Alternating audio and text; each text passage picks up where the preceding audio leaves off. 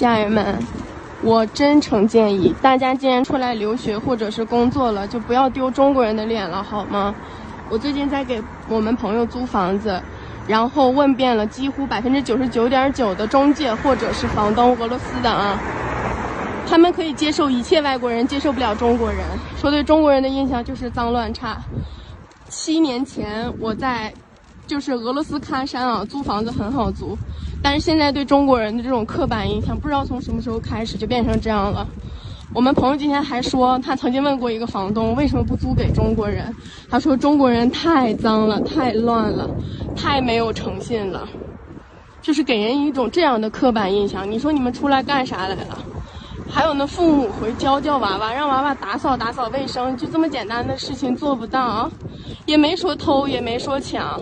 就是说这个打扫卫生，保持这个你给人家租的这个房干净，